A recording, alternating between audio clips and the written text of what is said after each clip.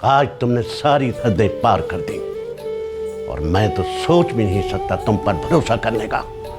उसने तुझे छुआ तो नहीं? छुआ सिर्फ इतना ही कि मेरे गले में हाथ डाल के चंदन हार वापस ले लिया। पहले इससे दोस्ती करने की कोशिश की तो इज्जत का जनाजा निकल गया, और अब ये यहाँ पे इश्क चाहने आया है। मनहूस कमीनी जलील कहेगी, खुदा तेरा बेड़ा गर्क करे। तुझे शर्म नहीं आई? दफा हो जा तुम यहाँ से। तुझे शर्म नहीं आई कि उसको क्या बोलूं मैं? क्या बोलूं? मुझे चुप ही रहने दीजिए, मुझे चुप ही रहने दीजिए अम्मी जान, क्योंकि अगर मैं बोली तो आपको चुप लग जाएगी। मुझे तो आपने इस कमरे में बंद करके रखा है ना। मुझे मेरे नसीब की कसम, मैं कुछ नहीं जानती, मैं कुछ नहीं जानती अम्मी जान। तुम दोनों जानती हो ना तुम दोनों कि मैं तुम दोनों को अपने हाथ को बेमौत मारने वाली थी, लेकिन जीने का एक ही रास्ता मिला था, वो भी तुम दोनों खत्म करना चाहती हो। बस अब मुझे तुम दोनों पे बिल्कुल भरोसा नहीं रहा। जब भी घर से जाऊंगी बाहर से ताला लगा के जाऊंगी। हाँ, मरो इधर ही कहेगी।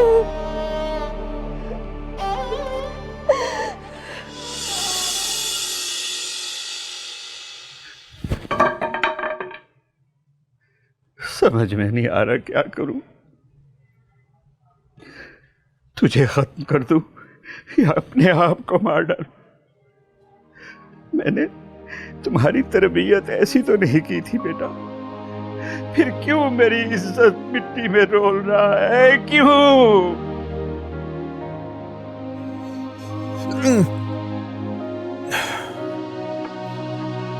अब्बा जी, आपने मेरे कुछ कहने से पहले ही मुझ पे हाथ उठा दिया। अगर बोलने देते तो मैं साबित कर देता कि मैंने कोई गुनाह नहीं किया, कोई कसूर नहीं किया, मगर आपका हाथ रोक के मैं ये साबित नहीं करना चाहता था कि मेरी तरबियत में कोई कमी रह गई।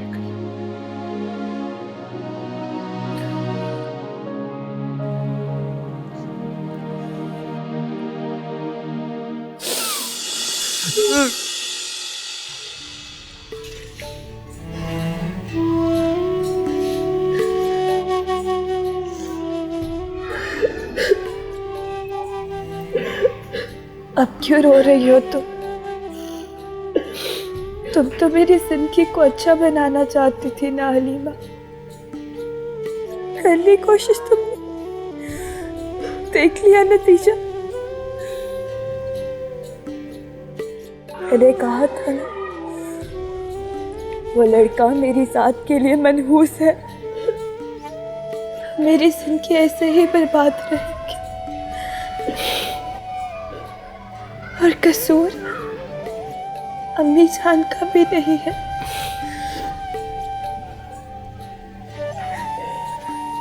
कसूर है तो अब्बू जान का।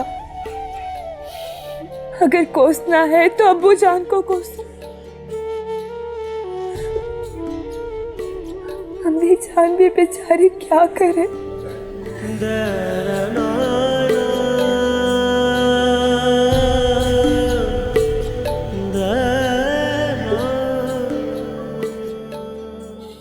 मुझे तो खुद कुछ समझ नहीं आ रहा कि ये हो क्या रहा है। मैं तो रात से ये सोच सोच के पागल हो रहा हूं कि इस बात पे पर्दा कैसे डालूं। मास्टर भी बिफर रहा था, और हो ना हो उस लड़के ने भी अपने बाप को ये बात जरूर बताई होगी कि मासूमा तलाक लेके वापस आ चुकी है। बेगम जी, एक दफा बात निकल गई और मोहल्ले वालों को पता चल गया तो मेरी भी इज्जत चली जाएगी। एक बात कहूं बेगम जी, अब आपकी और मेरी इज्जत आपके हाथ में है। मैं तो कहता हूं आज ही मासूमा का निकाह अंसार गुल से करवा देते हैं। मासूमा की कौन सी इज्जत बनती है। किस सोच में पड़ गई बेगम जी? मेरा भरोसा करें, मैं आपका बुरा तो कभी नहीं चाहूंगा।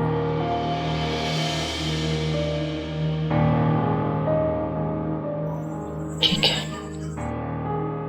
तो मैं आज ही जाके ना उससे अंसार गुल से बात करता हूं।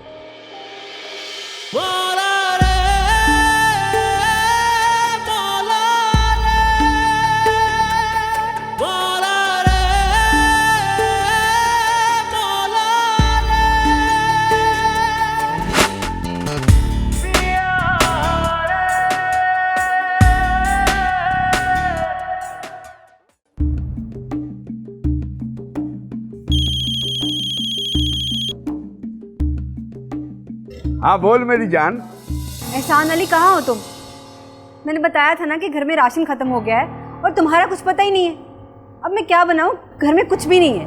ओ मैं जरा बेगम के चक्कर में फंसा हुआ हूँ, तुम फिक्र न कर। मैं ये बेगम तुम्हें बर्बाद करके रखते कि एहसान अली? जब से कम वक्त आई है दिन रात उसी के कामों में लगे रहते हो, उसी के लिए सारी भागदौड़। मेरी तो कोई परवाह ही नहीं है तुम्हें। ओ मेरी जान, तुझ में इतना गुस्सा क्यों भरा है? गुस्सा तो बहुत है एहसान अली, लेकिन मैं तुम्हें बताती नहीं हूँ।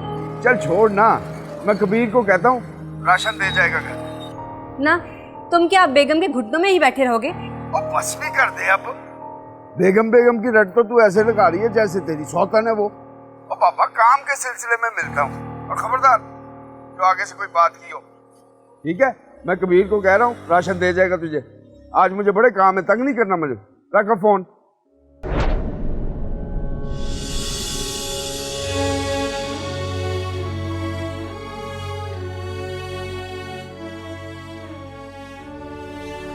सुनिए, आज संडे है, कहीं घूमने चले? रेशम, ना तुम्हारी उम्र है अब इस तरह से घूमने की और ना मेरी। और वैसे भी ऐसे चोंचले मैंने पहले भी कभी नहीं किया। आप शायद भूल रहे हैं, पहले साल में कम से कम एक बार तो आप इस तरह के चोंचले कर ही लेते थे। कम से कम हमारी वेडिंग एनिवर्सरी पर ही सही। ओह, आज हमारी एनिवर्सरी है।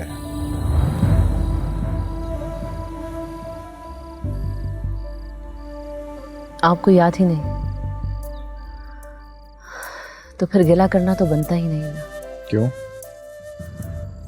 जिन हस्बैंड्स को अपनी एनिवर्सरीज याद नहीं होती, क्या वो अपनी बीवियों से प्यार नहीं करते? आप करते हैं?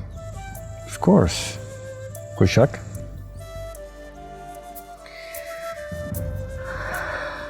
मोहब्बत का इजहार किए हुए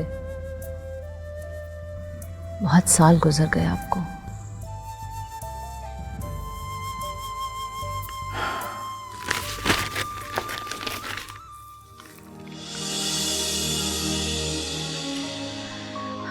मैं कह रही थी कि हम लोग कहीं डिनर पर बाहर चलते और फिर। ठीक, चलो। खुश? बहुत। अस्सलाम वालेकुम गुल भाई।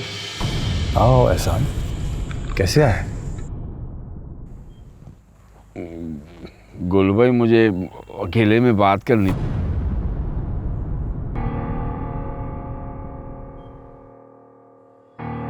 तुम जो कहना चाहो वो कह सकते हो, बोलो क्या बात है?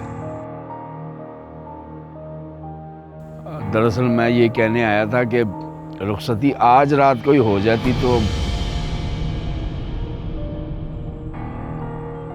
क्यों? रात को ही क्यों?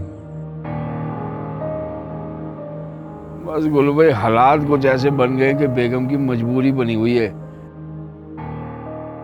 कि अगर आज रात को रुखसती नहीं हुई ना तो हालात कुछ साजगार नहीं रहेंगे।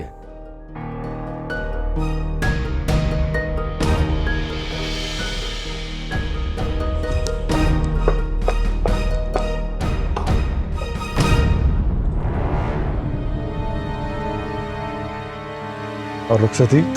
गुरु भाई ये बात तो आप जानते ही हैं कि अब रुखसती के लिए आपको वहां जाने की जरूरत नहीं है। लड़की वाले खुद ही लड़की लेके आएंगे और वापसी पे छोड़ के चले जाएंगे। रुखसती तो ऑटोमेटिक ही हो जाएगी, हैं? ठीक है।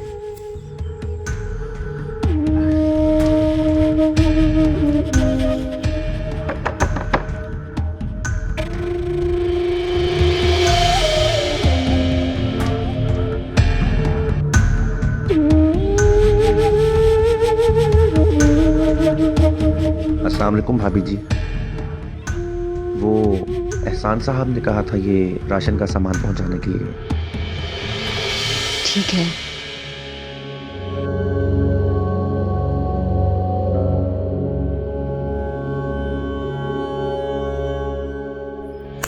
भाभी जी वो किचन वहाँ। हाँ। तो ये सामान में वहाँ। हाँ।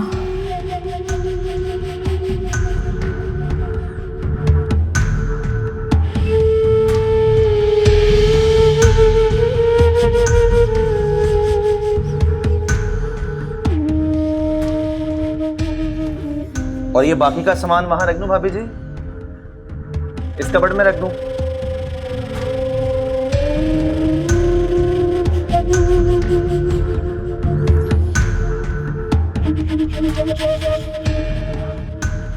वो भाभी जी और कुछ?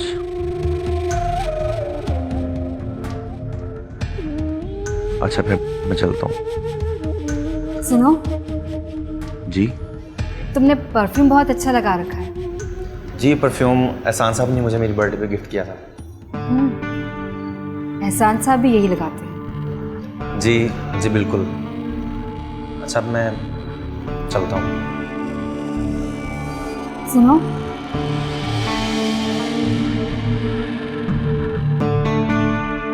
एक कप चाय पीने में कितना टाइम लगता है? मैं चलता हूँ। रुको मेरी बात सुनो। ये ठीक नहीं है भाभी जी। मुझे भाभी मत कहो। नहीं हूँ मैं तुम्हारी भाभी। तुम्हें क्या लगता है कि मैं तुम्हारे साथ कुछ गलत करने वाली थी? नहीं, ऐसा कुछ भी नहीं। मेरे सीने में बहुत से दुख भरे हैं। बहुत दिनों से किसी को अपना दुख ही नहीं सुनाया। तुम्हें पास बिठाकर अपना दुख सुनाने वाली थी। तो घड़ियां बैठने वाला कोई मिलता ही नहीं है। इधर आओ, इधर आओ ना, यहाँ बैठो, बैठो यहाँ, बैठ। तुम्हें पास बिठाकर अपने आंसू दिखाना चाहती थी मैं। देखें अगर एहसान साहब को पता चल गया तो वो तो मेरा गला ही काट डालेगा, जानती हूँ मैं। लेकिन मैं नहीं डरती। और तुम क्यों डर रहे हो? तुम तो मर्द हो ना। अगर आपको तन्हाई का इतना ही एहसास है तो आप मेके क्यों नहीं चली जाती? Shut up! Shut up! अपनी बकवास बंद करो और निकलो यहाँ से। दोबारा कभी मत आना। ऐसे क्या देख रहे हो? उठो, दफा हो जाओ यहाँ से और दोबारा कभी मत आना। और सुनो जी, एहसान साहब को इस बात का पता नहीं होना चाहिए। जी भाभी आप बेफिक्र रहें।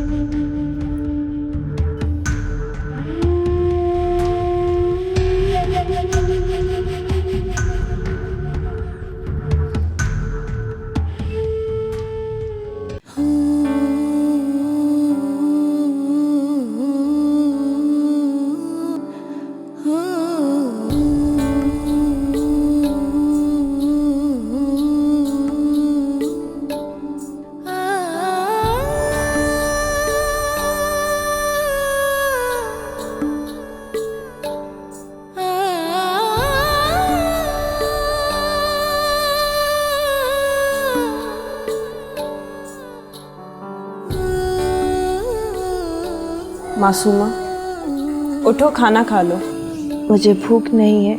कुर्बानी के बकरे को भूख ना भी हो तो उसे खिलाना चाहिए, सवाब मिलता है। तुम तो खुशी खुशी कुर्बान हो रही हो, तुम्हें तो सवाब मिलना ही है।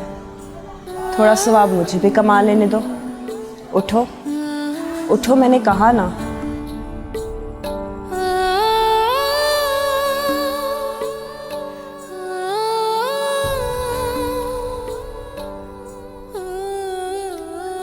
मटन पका है। अच्छे दिन आ गए हैं हमारे, और ये अच्छे दिन शायद तुम्हारे बुरे दिनों के कंधों पे सवार होके आए हैं। क्या कहना चाह रही हो तुम?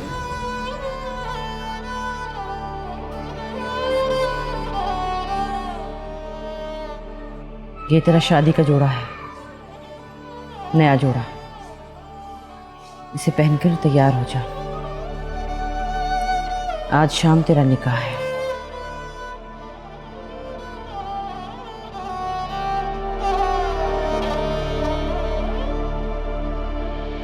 मौला ये कैसा दर्द है, ना हम दर्द है, ना कोई दे पना। मौला ये अब शायद मुझे नहीं, तुम्हें अंदाज़ा लगाने की ज़रूरत है कि तुम्हारे बुरे दिन कैसे शुरू होने वाले हैं।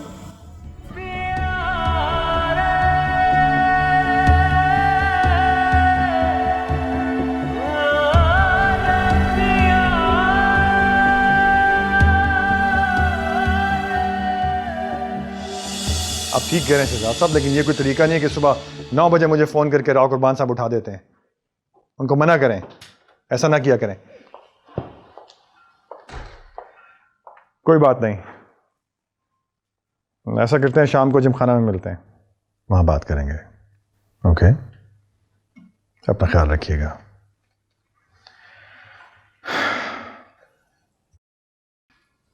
मुझे गांव भिजवा दीजिए।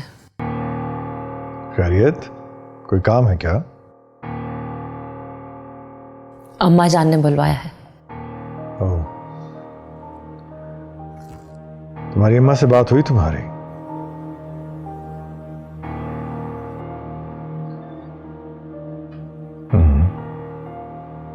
रेशम, मुझे इससे कोई फर्क नहीं पड़ता। तुम्हें पड़ता है फर्क?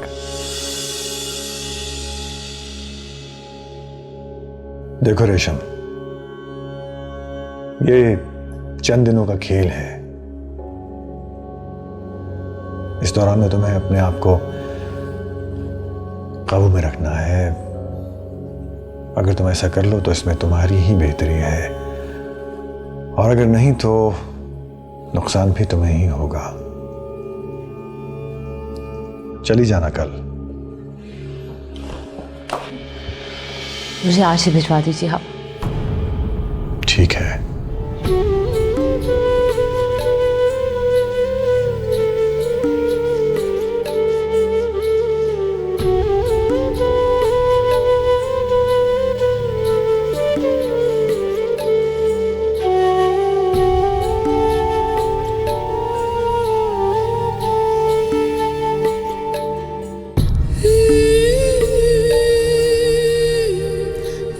क्या प्रॉब्लम है इन्हें? मेरा कितना टाइम जाया हो रहा है, इनके आंसू रुकने को ही नहीं आ रहे। इसके आंसू नहीं रुकेंगे। आप इन आंसुओं की परवाह मत करें। इन आंसुओं की परवाह तो खुद इसको नहीं है। आप जैसे तैसे अपना काम मुकम्मल करें।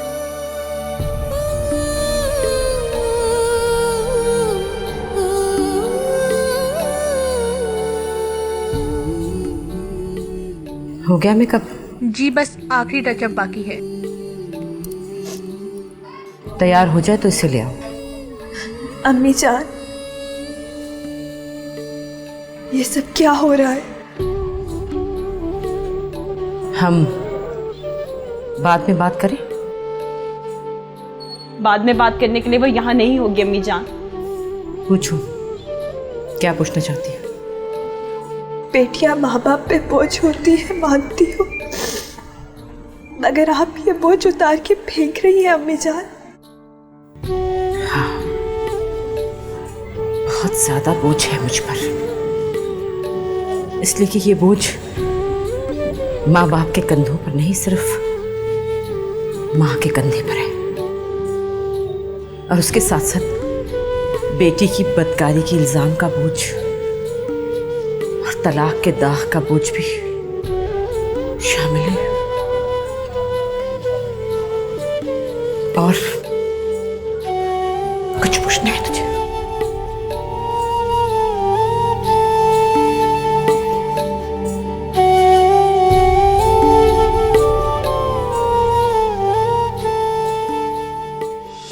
अलीमा, ले आओ मासूमा को, बहुत देर हो गई है। ये मेरे दुख की कड़ी धूप में ठंडे हो जख्म ये मेरे। आपके नाजुक कंधे के सदके मेरी जिंदगी और मेरी खुशियाँ सब कुर्बान अम्मी जान।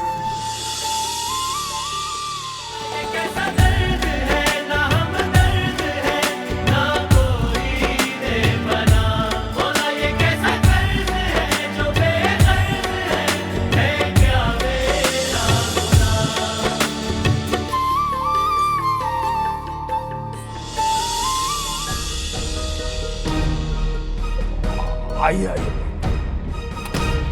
एक मिनट, ये सब क्या हो रहा है? बेटी तू तो बैठ। हाँ भाई।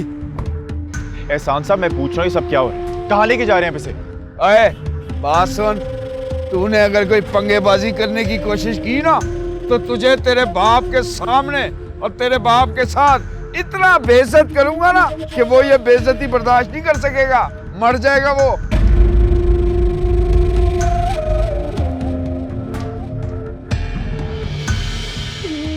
देख मासूमा, अपने चारों तरफ देख, कितना बड़ा घर है, क्या शान शौकत है तेरी।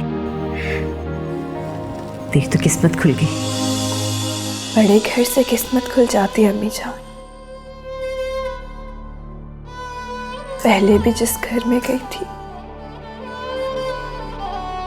वो भी बहुत बड़ा था।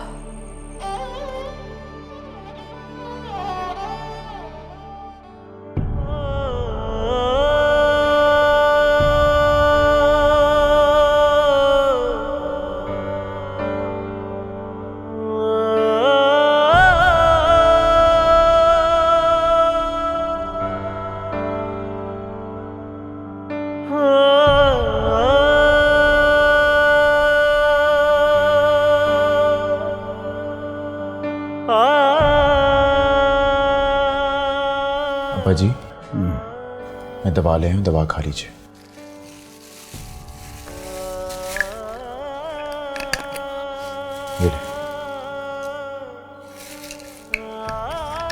ये मैं पानी,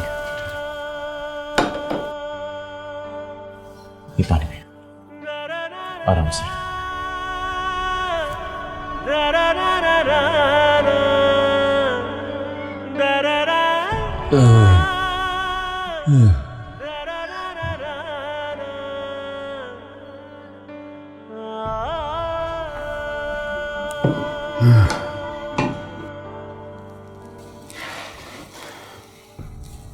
जीता रहे बेटा, जीता रहे।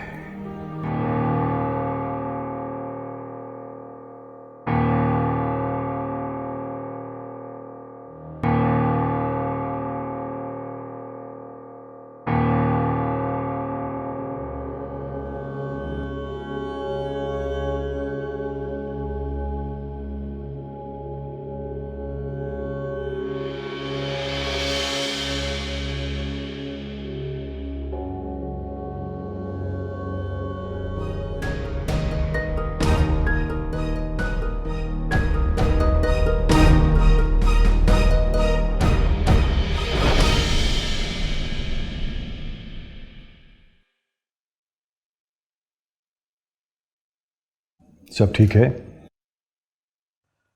जी गुल भाई, बिल्कुल सब ठीक है। निकाह शुरू करें मौलवी साहब। मौलवी साहब निकाह शुरू करें। बिस्मिल्लाहिर्रहमानिर्रहीम अल्हम्दुलिल्लाहि रब्बिल आलमीन।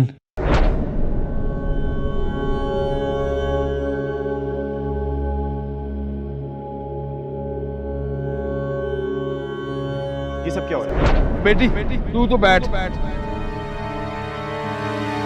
हाँ भाई।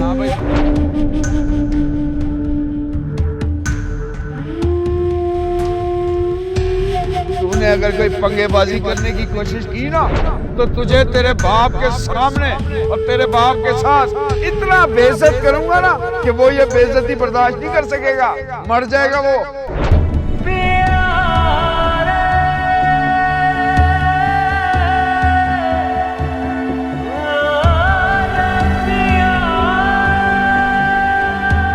अंसार गुल वल्द अयाज गुल बाइवज हक महर 5 लाख रुपए सिक्का राजुल वक्त मासूमा शौकत अली वल्द शौकत अली आपके निकाह में दिया जाता है। आपको कबूल है?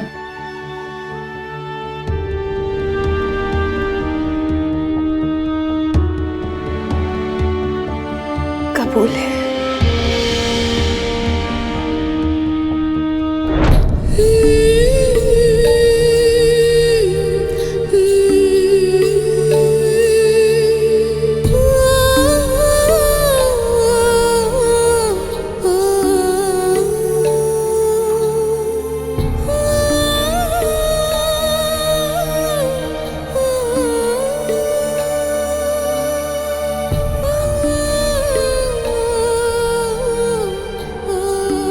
रुक जाओ मासूमा।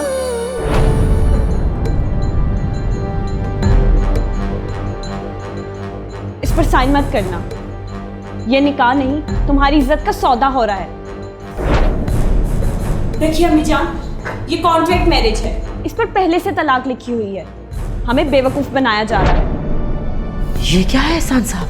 नहीं, ये लड़की पागल है, गलत कह रही है ये। ना ही मैं पागल हूँ, ना ही अंधी और ना ही अनपढ़। मैं इस निकाहनामे को पढ़ भी सकती हूँ और देख भी। मासूमा, देखो इसमें क्या लिखा है। पढ़ो इसे, देखो इसमें क्या लिखा है।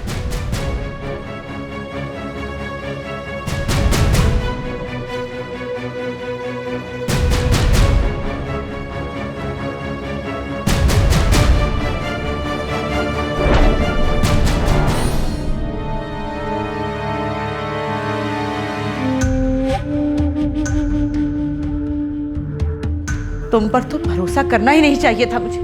एक मिनट बेगम जी, मैं मानता हूँ ये कॉन्ट्रैक्ट मैरिज है, लेकिन ये सब कुछ मैंने आपके भले के लिए। निकाह के नाम पर धोखा दे रहे हो और कह रहे हो भले के लिए कर रहे थे। अच्छा, लड़कियों के सामने ज्यादा शोर मचाने की जरूरत नहीं है। मैंने भी बता दिया ना कि पहले ही। कमीने घटिया इंसान, से आगे एक लफ्ज़ ना कहना। चलो मासूमा। अब बेगम जी मेरी बात तो सुने। मैं कुछ नहीं सुनना चाहती। तेरी असलियत खुल के सामने आ गई है। चल मासूमा, पकड़ हलीमा इसका हाथ। रुकिए।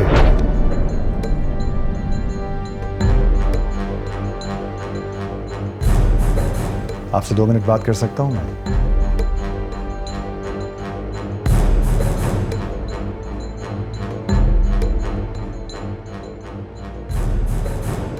बेगम जी बात सुन रहे हैं इनकी, बड़े आदमी हैं, ऐसे जाने नहीं देंगे।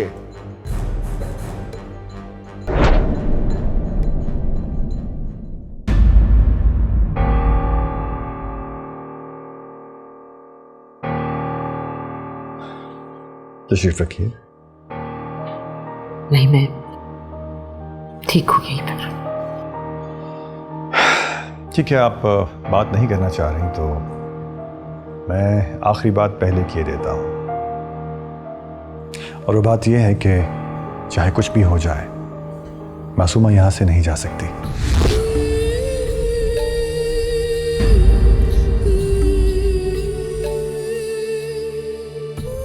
खुदा के लिए बेगम जी बात मान लें इनकी, इसमें आपका भला है। समझने की कोशिश करें, मैं निकाह कर रहा हूं, कोई गुनाह नहीं, और इसके लिए मैं आपको अच्छी खासी रकम देने के लिए तैयार हूं। फिर एक तयशुदा मुद्दत के बाद मासूमा को बहिफाजत घर पहुंचा दिया जाएगा।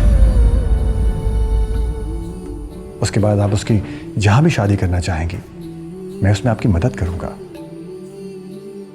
जैसा और जितना जहेज आप देना चाहें वो मैं दूंगा। और अगर आपको भरोसा नहीं तो मुकर्ररा जहेज की रकम देने को तैयार हूं अभी। आपकी और आपकी बेटियों की जिंदगी बन जाएगी। लेकिन ये जुल्म है। ये जुल्म नहीं है। ये जुल्म तब होता जब मैं मासूमा को अगवा कर लेता, उठा के ले जाता। और सच्ची बात यह है कि अगर मैं ऐसा करूं भी तो कोई मुझे रोक नहीं सकता। लेकिन मैं ऐसा करना नहीं चाहता। मेरी मजबूरी को समझने की कोशिश करें। मेरा दिल आ गया है उस पर। अब आपके पास दूसरा कोई रास्ता तो बचा नहीं है सिवाय खुदकुशी के। सोचें बेगम जी, आप अगर मासूमा को यहाँ से ले भी जाती हैं तो दुनिया वालों को क्या जवाब देंगी?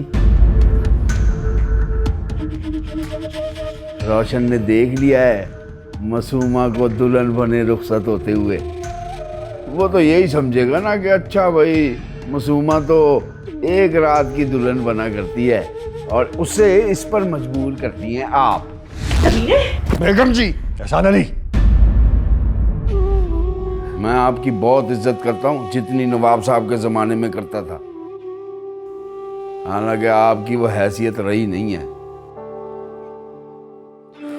देखिए, अब मुझे सिर्फ आपकी हाँ सुननी है, और वो भी जल्द से जल्द। जितनी बहस मैंने आपसे की है आज तक किसी और से नहीं की। ये ठीक कह रहे हैं, इसी में सबका भला है। 1.5 माह की तो बात है।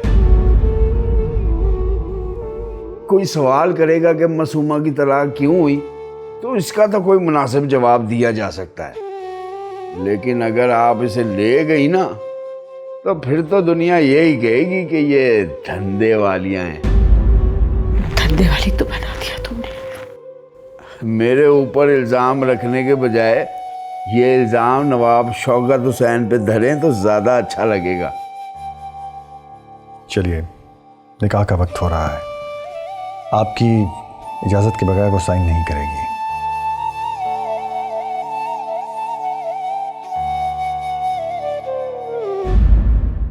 कितने में सौदा किया है आपने मासूमा की जिंदगी का? मुझे भी तो पता चले कि जब मेरी बारी आएगी तो मेरी क्या कीमत लग सकती है।